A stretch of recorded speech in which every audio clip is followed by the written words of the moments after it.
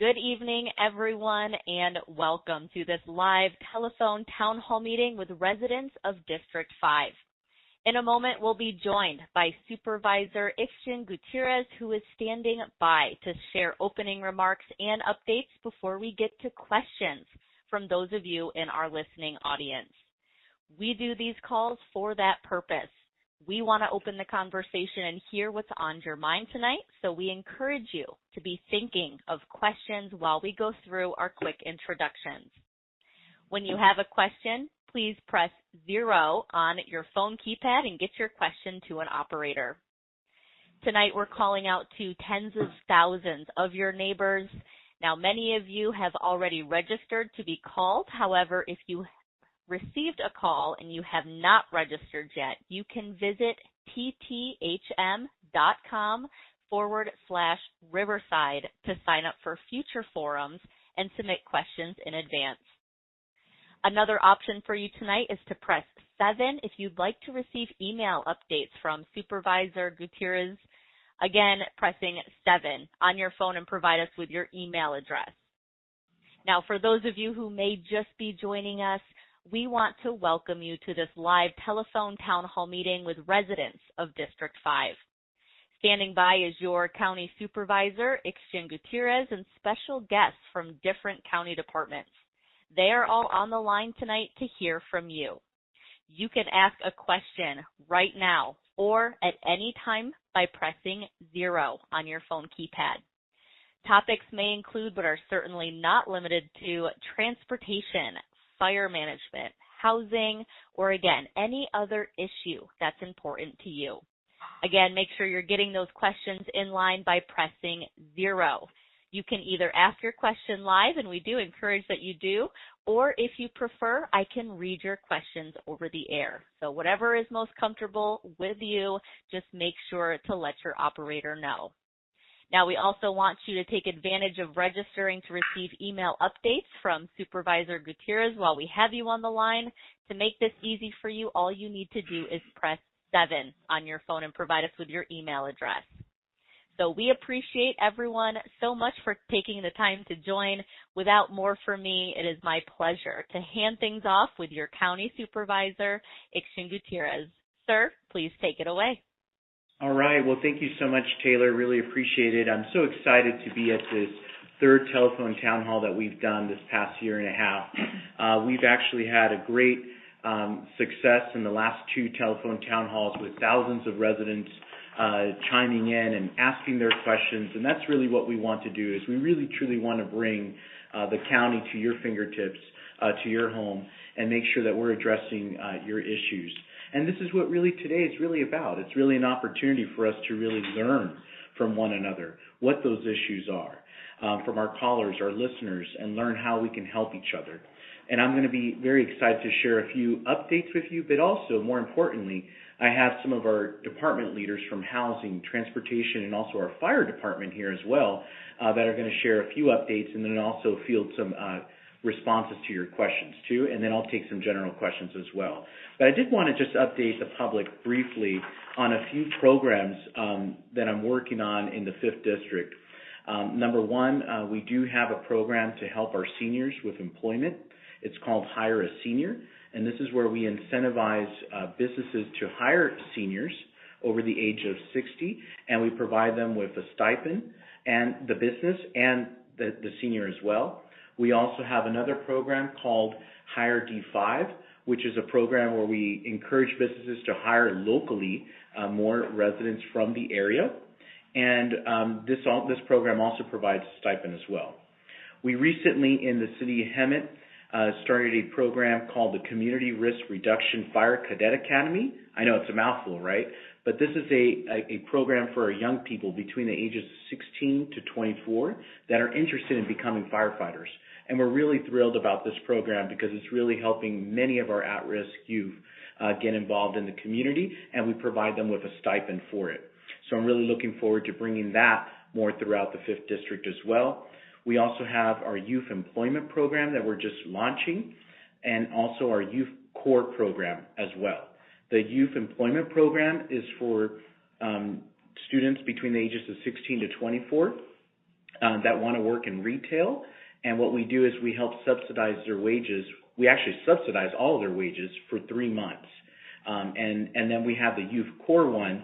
So if you have a student or maybe a nephew, a grandson that maybe you might want to work in a county agency or a department in a city, we will subsidize their wages for 3 months as well. So we got some really amazing programs in our district that I'm so excited to champion. And with that, we are also working on helping to prevent fires, making sure we're funding our fire department, and even creating some innovative programs with our fire department. So with that, I will turn it over. We have a very special guest, a friend of mine. He is actually the Riverside County Fire Chief of the entire county of Riverside, and his name is Fire Chief Bill Weiser. So Bill, I'd like to turn it over to you if you want to maybe provide us some updates. Supervisor, thank you, and thanks for having me on today. Absolutely. Thank you for being here. Fantastic to be able to listen to all these people that are attending. Yes. It's amazing. So as you said, I am Bill Weiser. I'm the Fire Chief for Riverside County Fire Department and the CAL FIRE Riverside Unit. Here in Riverside County, there's a cooperative agreement that allows CAL FIRE to staff the equipment and provide leadership here. So one of the first things that you and I have talked about many times is fuel reduction and how important it is, especially going into the fall, our busiest time for fires here in Riverside, that we want to ensure that our constituents are visiting rvcfire.org and getting the latest information on fuel reduction around their homes, and also ensuring that their homes have a plan and they have safe procedures within their home. They're making sure they're buying the right products and doing all those right Very things. important. It is really important. Absolutely. Yeah, it is. The thing I'm really here to talk about, because it's exciting, is the Helihydrant program. Yeah, tell us about that, Fire Chief. So they are 10,000-gallon tanks. They're about 8 feet tall, about 15 feet wide. Oh, wow. And they are turned on remotely. They're not always full of water, but when our big heavy helicopters, we call them Type 1 helicopters, which are the biggest ones, when they're working in the area on fires, they can come in and by a radio frequency turn on the helihydrant, and it starts filling up. And they usually fill up in less than 7 minutes. And then the helicopter can come in and snorkel water out of there and pick it up and then be able to use that water on a fire.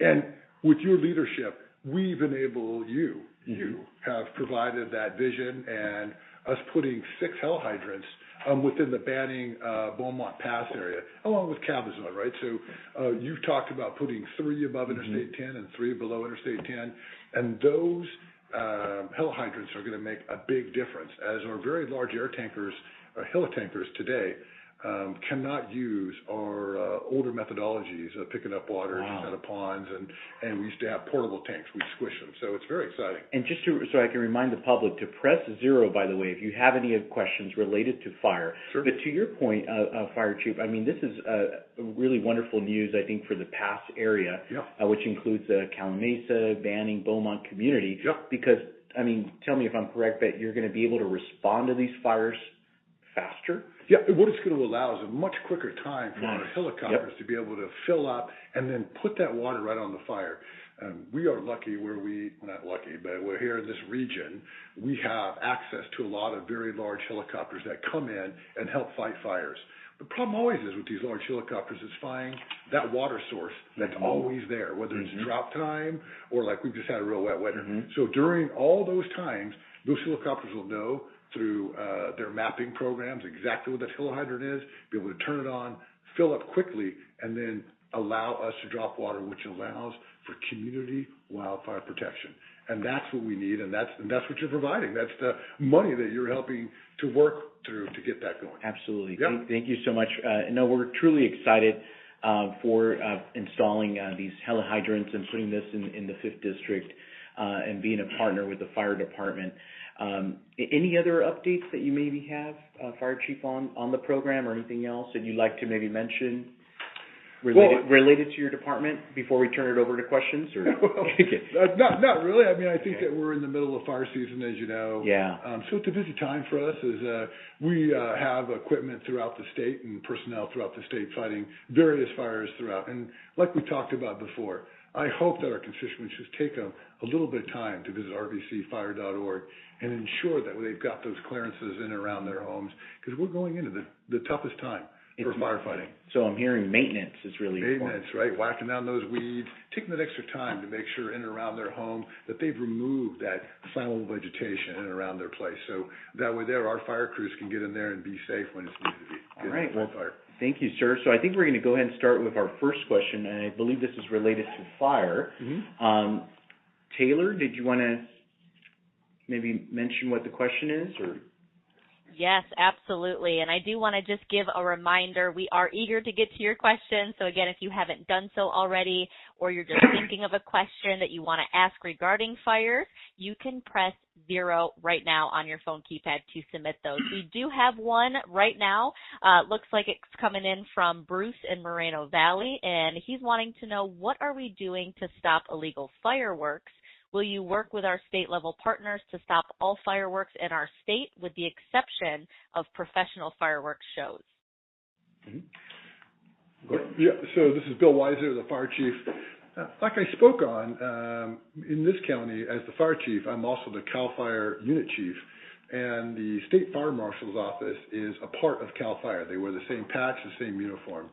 So we do have checkpoints that we work on, not so much in this county, but the choke points that people bring in illegal fireworks from Nevada as well as Mexico. And then we do have a special program where we continue working with Homeland Security as we look at our ports that are bringing in a tremendous amount of fireworks. There is a great emphasis being put on that. And CAL FIRE, along with the State Fire Marshal's Office, will continue working on trying to stop and halt the amount of illegal fireworks entering our country, and therefore in our county as well, as people bring them in. And one other thing, just to add to what Fire Chief mentioned as well, the fines. So we still continue to fine people, with those illegal fireworks, and hopefully that will deter. We've also, I know, set up systems with our sheriff's department as well, to really monitor areas better as well. And we've had hundreds of citations. And I think the more of doing that, I think that will help deter some more of those issues going around. And I know that our sheriff's department does a lot of monitoring too on social media. To see where those illegal fireworks are going. So I appreciate that. No, you're absolutely right. And of course, all of our tremendous communities too have these wonderful legal fire shows. Yes. And I really think that the county always puts them out. I know they're on your website, Supervisor, as well, as you're providing that information to the constituents of all those wonderful legal shows that families can go to and just enjoy the 4th of July and all that brings with it. There's usually music, some dancing, nice fireworks. It's really a good way to celebrate the 4th. Absolutely. No, and it's important that we are mindful for our pets and for also our veterans as well. So you're right. That noise and how much it disturbs those communities. Absolutely. Like our veterans, we talk about it often. Yep, absolutely. So, Taylor, do we have any more questions for fire? Yeah, look in here right now. It actually doesn't look like we have any more fire questions at this time, but that doesn't mean we can't circle back maybe later on. And again, I just want to remind folks that you can press 0 to get those questions in line. So I'll toss it back over to you, Supervisor, to move right along. All right. Well, thanks so much, Taylor. So our next topic that we wanted to talk about is road improvements and transportation and public works. With that, we have our our Director of Transportation here, Dennis Acuna. So, Dennis, if you want to go ahead and take away and give us some updates. Thank you, Supervisor, for having me and giving us the opportunity to share what our department offers to the community and what we do. So as you mentioned, I'm Dennis Acuna, Director of Transportation, and our department is responsible for the maintenance, the enhancement, and expansion of nearly 2,300 miles of maintained roadways throughout the county. The county goes from Orange County, easterly, all the way to the Arizona-California border. Of those 2,300 miles, we have roughly 290 maintained miles within District 5. So with those 290 miles, roadway maintenance is a major part of what we do.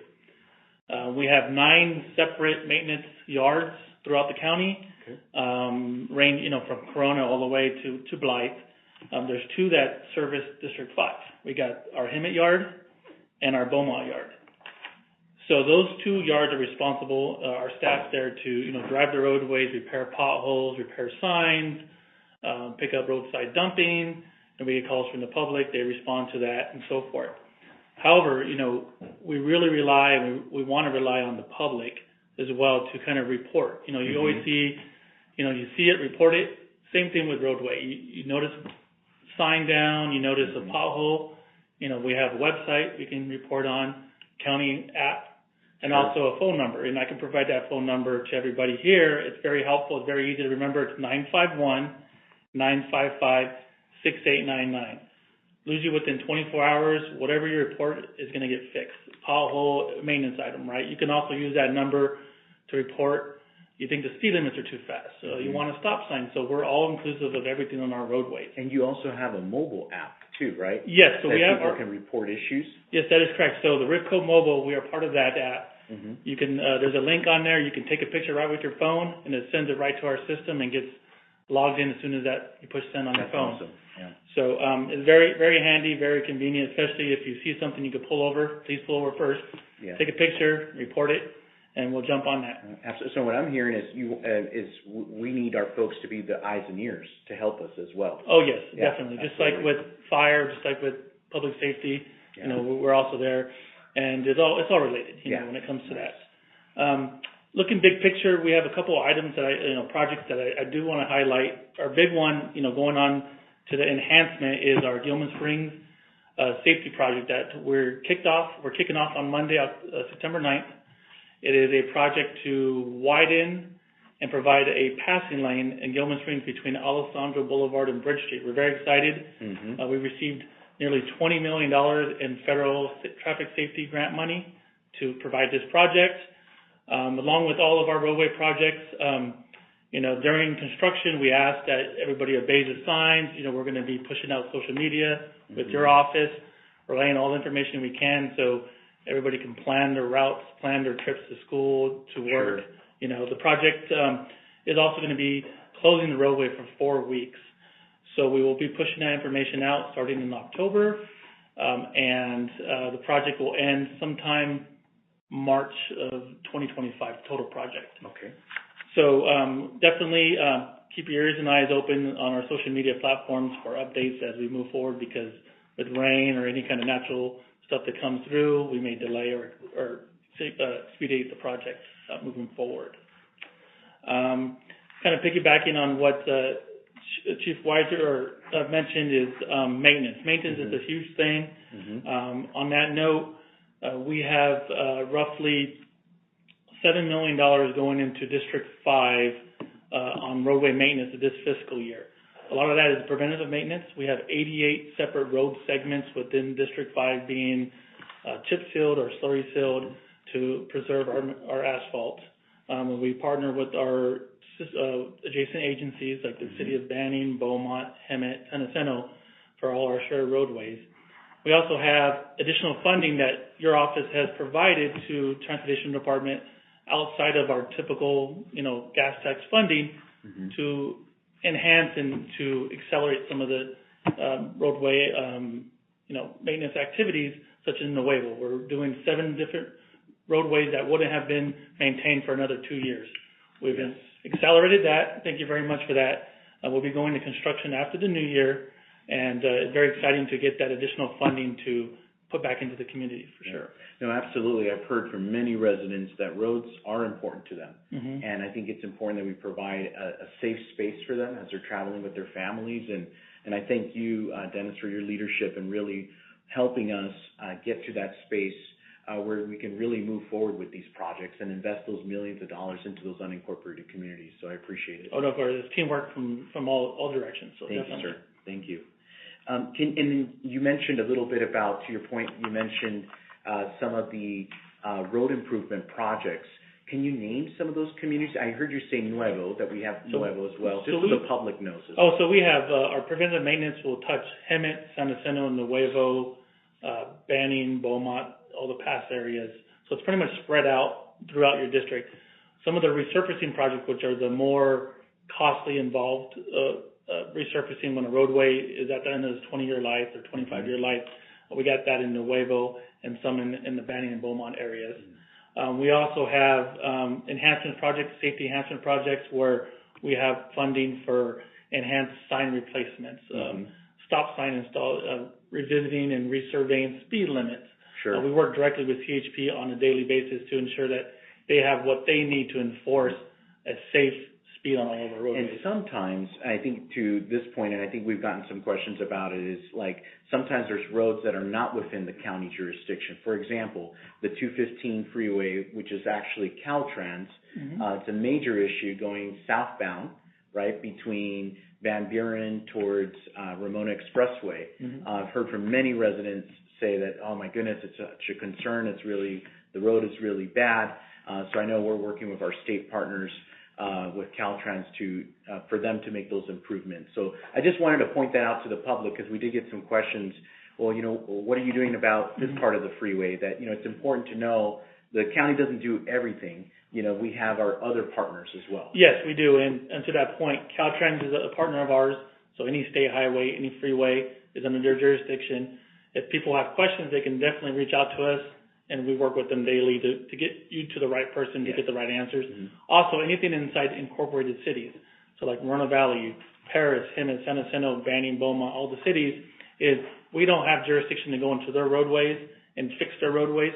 But if you have a question and you can't get in hold of them, you can always contact us. We have our contacts that we work with, all the time that we can definitely assist getting people to the right people. Yes, so absolutely. Just letting us know that way we can follow up and addressing those issues. Exactly. So great. All right, well, let's go ahead and start taking some questions. Taylor, do we have any questions? Any questions for this transportation section?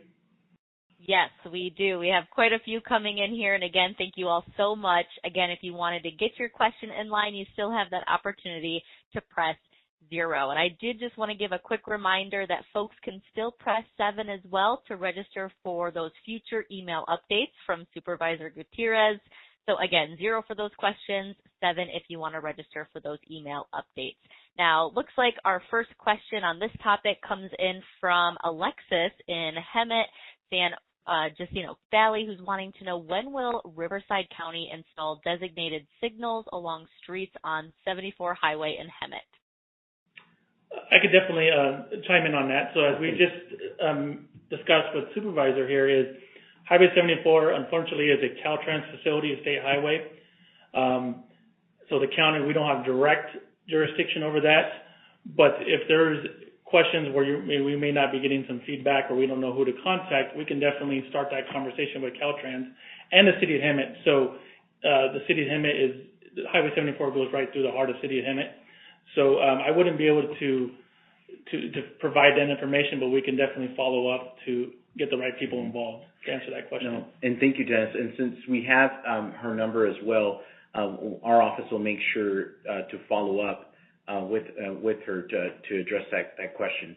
And then any questions that we don't get to today, don't feel disappointed about it, because what we'll do is we'll follow up the next few days, in the next week, to address your question. Okay, next question.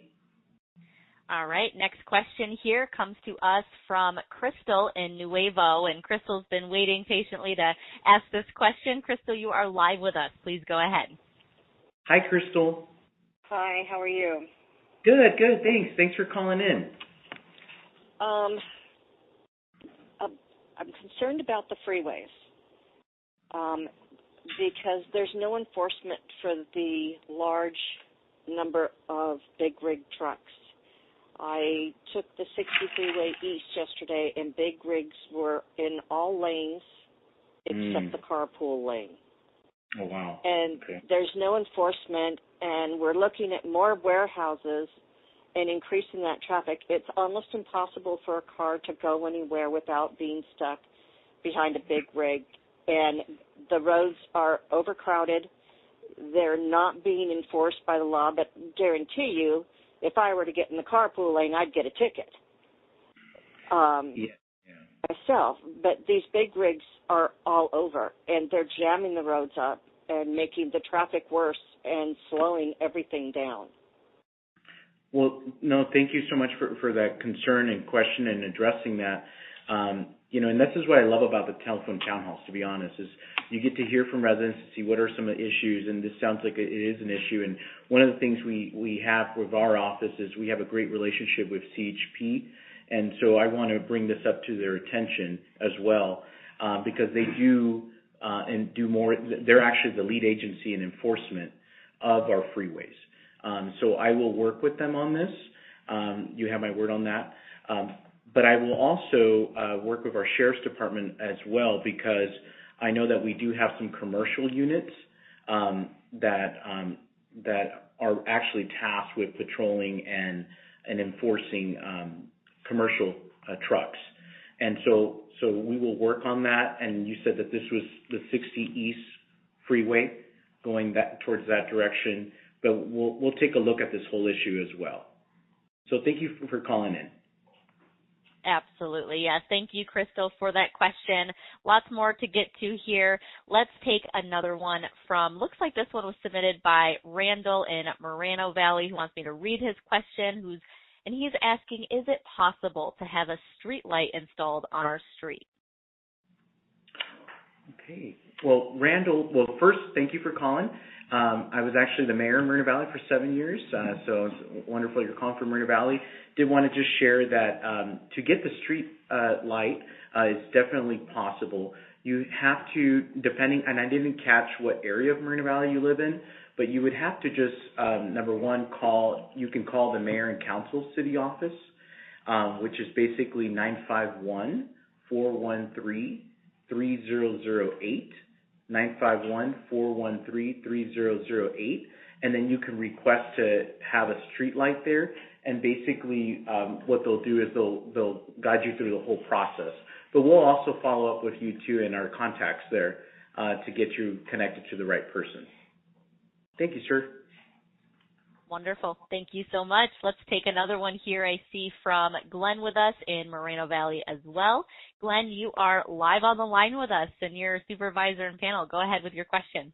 Yeah. Hi, XTN. My name is Glenn. I'm from Moreno Valley. I understand Caltrans is responsible for the 215, but as you know, it is a disaster, and it's actually from the 60 freeway all the way into the city of Paris, where suddenly the roadway becomes perfect. So it's all that construction that's going on there, but it really needs to not be overlaid. It needs to be repaired correctly, even though it will cause major disruptions. Everyone just needs to be patient so that way they could fix it right. My other major concern, and I realize this is a city concern, but the city has not answered several of my emails, and that includes my district guy, but Paris Boulevard from Sunnymead all the way until at least St. Michel. They opened it up to 3 lanes, and it's a speedway, and cars do not have the ability to make right-hand turns without coming close to getting rear-ended into either one of the city streets like Cottonwood or Fur or whatever, and then also into the businesses that are there. It's totally needs to be reduced back down to 2 lanes.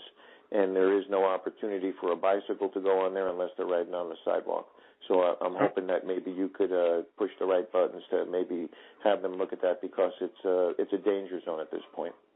No, thank you, Glenn, for those 2 questions. And what I'm hearing from you is the concern on the freeway, and then also the concern Paris and Sunnymead Boulevard as well. So I just wanted to mention, in terms of the 3 lanes to 2 lanes, I'll work with the council member on that as well for the community in the city, and we'll make sure that we get this question addressed for you. I did want to share, and I'm glad that you brought up the freeway issue, because I forgot to mention that Caltrans is doing some emergency improvements by the end of this month, and then in January they're planning to actually do the whole resurfacing and the main improvements. And a lot of that was through, just making, pushing them and really stressing to them the importance of it.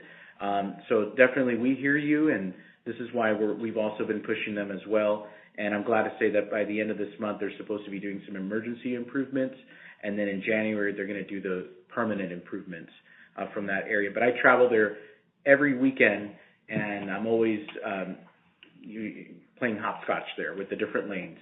So I appreciate your concern. Okay. Yes, thank you so much, Glenn. Let's go ahead and get to our next question. I'm seeing from Crystal in Cabazon, who's wanting to know what's going to be done about the train blocking entrance and exit for Cabazon. Well, thank you, Crystal, for the question. And I'm going to have Dennis, if you want to take that question. Oh, yes, definitely. Okay. So, yes, this has been a concern of ours and the supervisor for quite some time here. So we have been working diligently with our partners over at Union Pacific Railroad, and we are making progress on different solutions to get a near-term, immediate solution, and in long-term what that looks like. So we are working with the updates I have to share is we're looking at where the train stops and trying to see if we can adjust where the train stops to allow for one of the crossings to be opened into Cabazon. Long-term would be either another crossing that is outside of the current stoppage or, Broadway and at Apache Trail. So this is something that I definitely could follow up with everybody on this as we progress down the road, but we are making progress, and I'm hoping that something will be done very soon as an interim measure. Supervisor. No, absolutely. No, thank you. And this is a big priority for us as a district. The long-term gain, is to make sure that we, have overpass, underpass, all of those types of things. But Dennis I do have to applaud Dennis. He's really taken a big leadership role in this and addressing some short-term solutions. So I appreciate it. Thank you. So we're working on that. Okay, next question. Yes, fantastic. Let's go ahead and get this next one in from Ben in Moreno Valley. Wants me to read his question as well. Ben saying, thank you for your newsletters. I receive them each week. I live in the Sun Lakes community, and I wanted to know what you are going to do about the truck traffic on the 10 freeway. No, thank you for that question. One of the things we're doing, just so I know we're working with RCTC, Riverside County Transportation Commission, to do the Highland Springs interchange, and I think that's going to help some long-term improvements as well as the 10 bypass freeway, which we're calling the Cabazon Connector, that we're hoping that will help improve the traffic flow there, and especially when there's emergencies too. All of those things are things that are very much needed, but they do cost a lot of money. And so this is where RCTC, which is the lead agency, they're working on still addressing that and making sure that they have enough funds. But my understanding is they are moving forward with those projects. Is that correct, Dennis? That is correct. We are moving forward with the Cabazon Connector, getting into our design phase of that project so we can determine the overall potential cost down the road.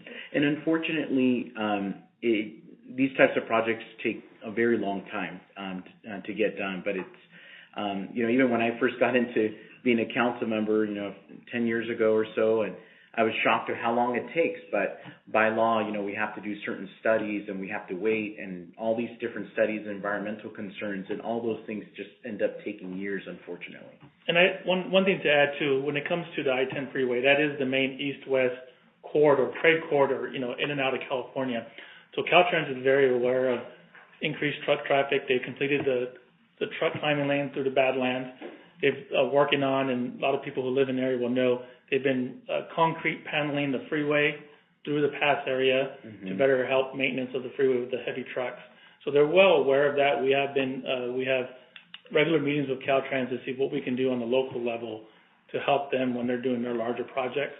So it is on everybody's radar.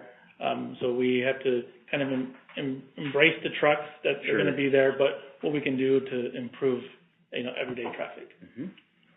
And then just to one final point I was just going to mention is, if you know of any issues or road improvements that need to be done, feel free to reach out to our office as well at 951-955-1050 to, let us know about that concern or that specific road. If there's a certain intersection you think that needs to be done or fixed, anything like that, signals, anything like that, feel free to let us know so we can look into it.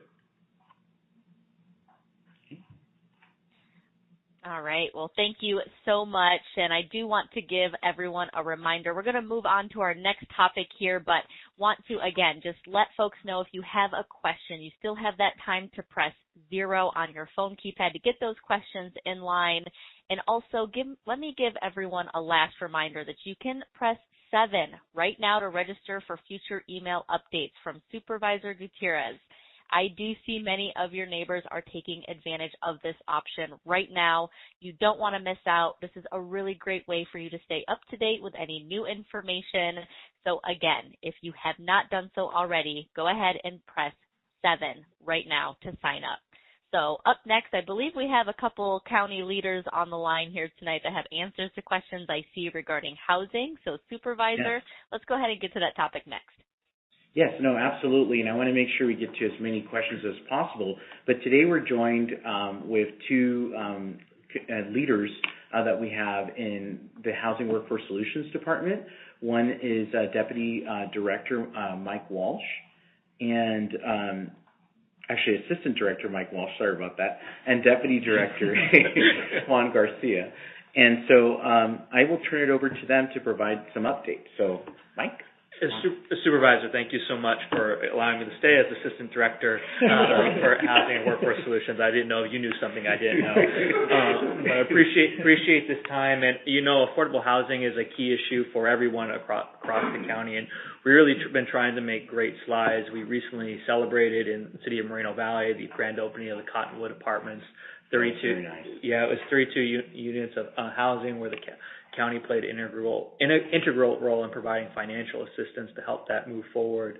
We're also, in this past summer, under construction in the city of Moreno Valley is Summit View Apartments, which will bring 48 units of affordable housing to the residents there in Beaumont, and hopefully that will be opening up sometime in 2025.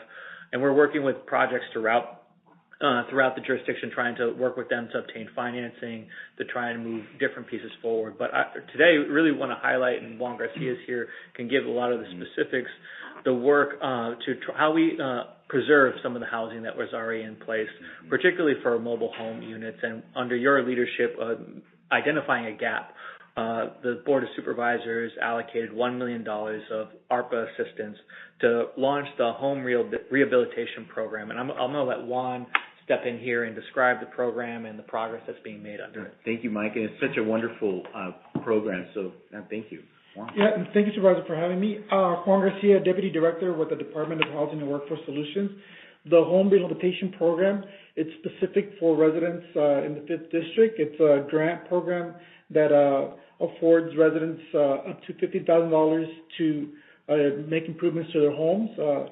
Cost of living is so high right now. Sometimes people have to decide between putting food on the table or making improvements to their house. This program allows for those improvements on the homes.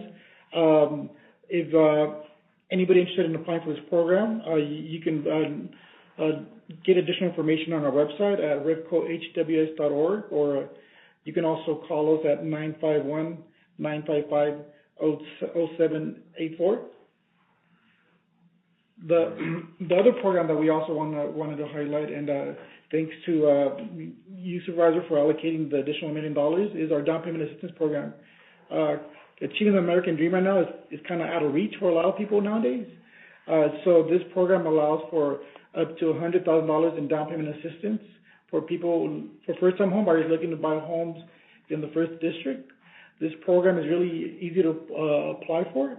You just have to get pre-qualified with one of our approval lenders and hire a real estate agent to help you find a home. And then that application is submitted to our department for review and approval. And we want to help as many families. And if there's any questions, we're here to answer any questions from the public. All right. Well, thank you so much, Juan, and thank you for providing that number. And I believe it was 951-955-0784. That's correct. Okay. So 951-955-0784. Yes. If they have any questions about the home rehabilitation program to make those improvements, or even the first-time home buyer programs. And I believe we have 3 first-time home buyer programs in the county. That's correct. We have a program that's open county-wide, and that program is available for people that are making 80% of the area median income. The program that's specific to the 3rd district, and the 5th district, I apologize, is open to moderate income buyers, first-time home buyers. The other program is a state-funded program. It's available county-wide. Currently, we don't have any funding for that program, but we expect to receive funding from the state by the end of the year, and that program is also available for moderate income buyers. Thank you. No, and these programs are very real. You know, we already have a few people that have closed, and then also some people that are on escrow as well, and so we're really trying to help people get into those homes. So thank you, Juan. So we'll go ahead and start with the questions. Taylor? Yeah, absolutely. We have some great questions lined up already. I see first Monel in Moreno Valley who's asking, will there be more affordable housing built or a drop in rental pricing? I have had my rent raised 3 times in 3 years and I'm thinking of moving. I'm so sorry to hear that. You know, one of the things that I think we have to do is educate not only landlords but also tenants as well, and just the public in general, of some of the rules that are in the state of California. No more increases than 10%. And the Fair Housing Council is a great advocacy group, again, in the Riverside County Fair Housing Council. So I would encourage you to reach out to them as well, because they have resources and tools. But in terms of your question, will there be any more affordable housing? That's a very big thing that we are doing in our district. We really want to promote all types of housing, whether it's emergency housing, transitional housing, or permanent supportive housing, or affordable housing. We want to really do that because we do know that that brings dignity to residents, and it's very, very important. This is why we are partnering with our communities. As Mike mentioned, we have the 2 projects in Moreno Valley that's bringing housing, and then also the Blossom Apartments in Beaumont and Summit Apartments as well. That is going to be bringing more affordable housing. And we're going to continue to. We have some funding coming from the state, and we have some dollars that we have in the county, some different funds there that we can partner with communities. And it's a very big thing. So I appreciate that question. Absolutely, yes. Let's go ahead and get to our next one here. I see coming to us from Susan and Hemet. And Susan, you are live with us right now. Go ahead with your question. Okay, thank you very much. Yes, you actually addressed my question about the home rehabilitation program. I was wondering if I might be able to get the web address again. I didn't quite hear it. I got the phone number. Yeah, the website is www.rivcohws.org. Okay, so it's Rivco, R-I-V? Yes, RIVCOHWS. HWS.org. Okay, great. Thank you very much. No problem. Thank you, Susan, and I appreciate you calling in. Thank you. Yeah, absolutely. Thank you so much. And I do have another question here. Looks like it's from Israel in Moreno Valley, who wants to know, I want to buy a house, but the prices are way too high. Right now, I'm trying to improve my credit. Does the county have any down payment assistance programs like Los Angeles? So yes, we just discussed, we have 3 available programs, and the programs afford up to $100,000, no more than 20% of the value of the home. We also work with a lot of nonprofits that help you repair your credit. One of those nonprofits is MPHS. If you Google MPHS, or we can follow up with you and provide you that information. But I always encourage people to reach out to one of our approved lenders and get pre-qualified, because a lot of times people think that they might not have good credit, but a lot of times you might be mistaken, especially when the lenders account for the down payment assistance that you're going to be receiving from the county. That allows you maybe to qualify. But sometimes a lot of the lenders, they've been known to work with the home buyers for up to 2 years sometimes, helping you repair your credit. So I would encourage you to try to get pre-qualified with one of our approved lenders who are trained to work with people that might not have the best of credit and looking to buy a home. Mm-hmm. And just to also mention as well, before we get to the next question, You might be wondering, well, how much is this down payment assistance, right? Because I don't know if we've mentioned it, but it's up to 20% of the purchase price, which could be up to $100,000. So it's a significant amount of funding that we can provide to support you to get into that home. And again, you have to live, just so you know, for this particular program, you have to live within the 5th District because it is a program sponsored by our office. So that includes our 6 cities and our 12 unincorporated communities. So like Moreno Valley, Calimesa, Banning, Beaumont, and Hemet, San Jacinto as a city, and then our 12 unincorporated communities. Okay, Taylor? Yes, next question comes to us from Brandy in Cathedral City, wants me to read her question. She's asking, is there any way to get help for housing for low-income families? Yes, well, thank you, Brandy, for that question. We do have our housing authority, which is part of the county, and I will turn it over to Mike because I know he's the guru, in that area. He's like, oh man, don't call me that. No, but maybe if you can kind of just chime in a little bit, Mike, and just kind of explain maybe some of the programs that maybe you guys offer for that. Yeah, there's a number of different pieces but Brandy lives in Cathedral City, so we're happy in the Coachella Valley. There's a number of affordable housing projects that are under construction in the Coachella Valley. You can reach out to us at the same website that Juan mentioned before at www.rivcohws.org. There's a number of affordable housing projects that are opening up right now throughout to get on the waiting list. But also the down payment assistance programs that are offered countywide would also be available in the 4th District. So, and also, as well as Supervisor Perez launched a similar program to Supervisor Gutierrez, offering the same $100,000 down payment assistance in the 4th District. I know this is a 5th District, but since Brandy's in Cathedral City, wanted to make sure she's aware of those opportunities as well. Thanks so much, Mike. Really appreciate it. But yeah, definitely reach out to our housing authority for any vouchers, any of those types of assistance. We also have any emergency funding as well for rental assistance through various nonprofits. But again, if you reach out to HWS, or even just reaching out to our office, like we're going to follow up with you personally, just to see what your circumstances are and see how we can address and help that situation. But there's definitely a ton of programs out there. Sometimes there's so many programs that you're like, I don't even know what to do, right? So we're going to definitely try to help you with that. Thanks for calling in, Brandy. Okay, next question. Absolutely, Brandy.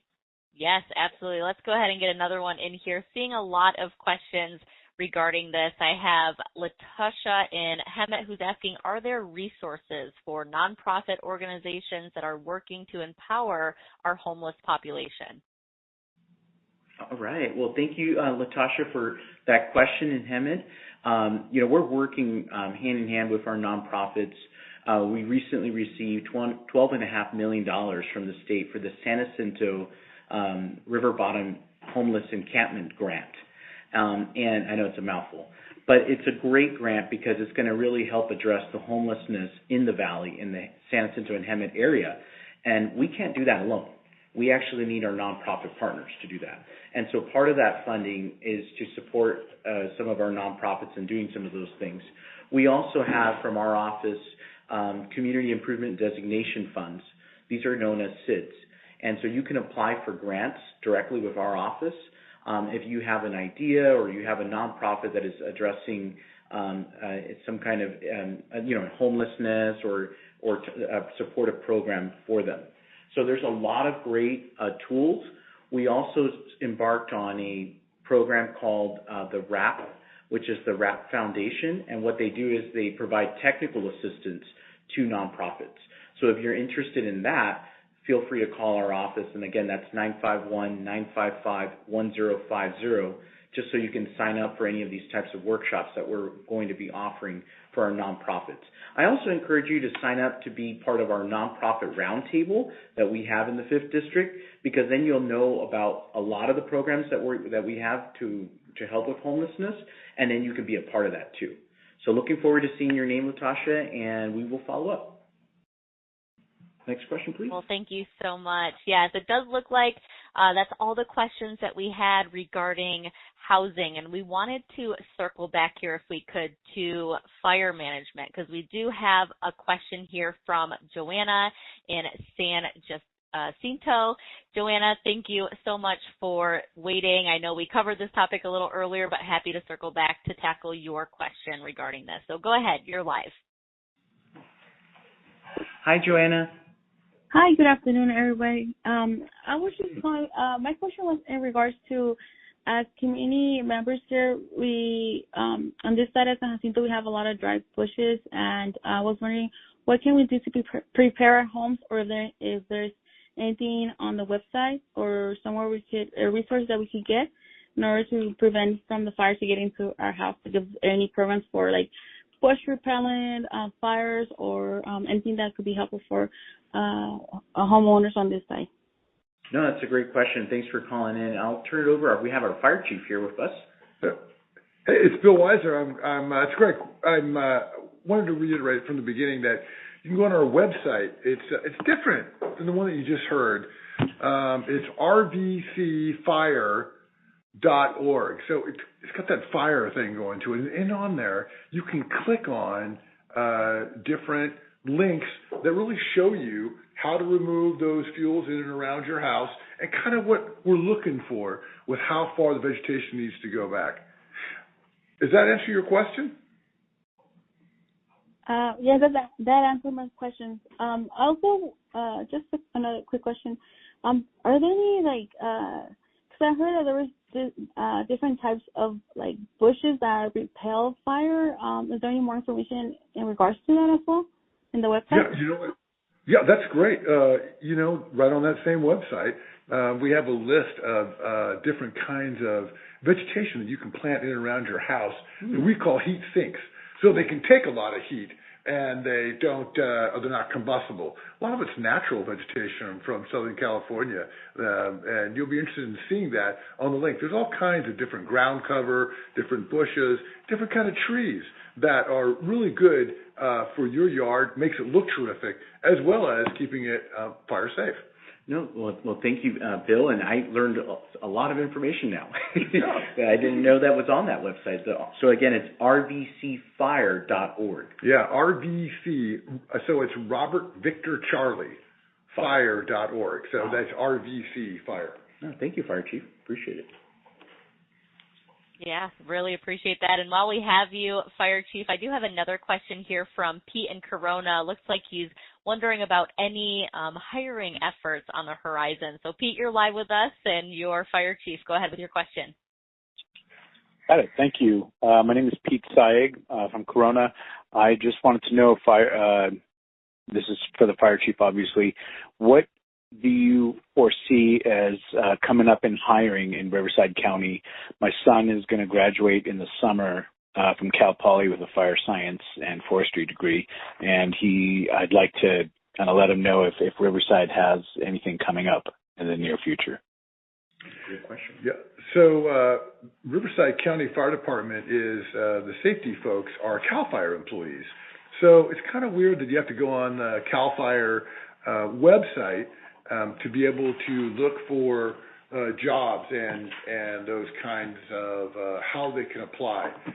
So yes, CAL FIRE is hiring, and especially here in Riverside County. I'm going to put a plug in for people that are trying to become paramedics, that we always need quite a few more. But your son has graduated with a terrific degree, and quite frankly, he's going to be the boss of all of us pretty soon with the fire department with his degree. So we need great foresters in CAL FIRE, and they can work all throughout the state. It's a wonderful position. I look forward to seeing your son out there wearing the uniform. And quick question with that, Fire Chief, is do you encourage folks to get involved in maybe being like a fire explorer? Would that be of any assistance, or is that only for the younger ones? Yeah, Supervisor, our Fire Explorer program is really based for youngsters that are 18, and I believe the beginning age is 14, but I'd have to check on that. Okay. But it's for the younger generation. Then past that, once they become 18 years old, they can transition into our, they're not volunteers anymore here in our department. They used to be called that, but now they're reserves. And so now they can be part of the reserve firefighter program. And it allows them to be able to take different classes and get themselves ready, not only to join the fire service permanently, but also be able to respond to calls and get a feel for what the department is. No, it's a great, rewarding career, and I know a lot of people really enjoyed the position. So, yeah. Great. Taylor? All right. Well, thank you so much, Pete, for that. And it does look like we've exhausted our time. We did answer as many questions as we could in that time tonight. And before I do turn it back over to your supervisor for some closing remarks, let me just run through a quick couple of survey questions while we still have everyone on the line. So go ahead and get your phone keypads out and ready to vote here. We want to know, how did you learn about today's telephone town hall? So go ahead, press 1 if it was through Instagram, press 2 if it was through Facebook, press 3 for Nextdoor, or you can press 4 if it was via email. So again, how did you learn about today's telephone town hall? Again, pressing 1 for Instagram, press 2 for Facebook, press 3 for Nextdoor, or you can press 4 for email. So thank you all so much. We have one more survey to get to here, but let me quickly share that if you still have a question, a comment, or concern, you can stay on until the very end of this call to leave us a voicemail message. Now, when leaving us your name, leaving those voicemail messages, please leave us your name and your best contact information so that we have a fighting chance of reaching back out to you. So with that, let's go ahead and get to this last polling question. I see that we want to know next, what is the most important issue that the county is facing? So again, pressing 1 on your phone keypad if it's homelessness, press 2 for animal services, press 3 for public safety, you can press 4 for cost of living, or press 5 for warehouses. So again, what is the most important issue that the county is facing in your opinion? Pressing 1 for homelessness, press 2 for animal services, pressing 3 for public safety, press 4 for cost of living, or press 5 for warehouses. So again, we truly appreciate your feedback and your time tonight. Thank you all so much for taking an hour out of your busy evenings to listen in and participate. With that, I'd like to hand it back over to Supervisor Gutierrez to please bring us to the finish line. All right. Well, thanks so much, Taylor, and I hope to bring everyone to the finish line here. So, folks, I just want to say from the bottom of my heart, thank you so much for joining the Telephone Town Hall. This is our third opportunity to do this, and it's always a pleasure. Always learn something new every time from our department heads. I want to thank the department heads that are here tonight, from Fire Chief Bill Weiser, County of Riverside, also our director, Assistant Director, Mike Walsh. Sorry, demoted. Okay.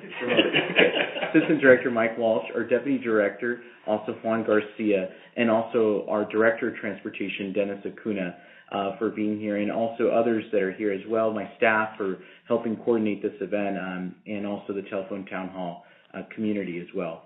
So proud of the discussions we had tonight. And we had plenty of great questions, and I think also some suggestions from you, and we've learned a lot. And remember that you can continue to play a role in our community. If you see something, say something.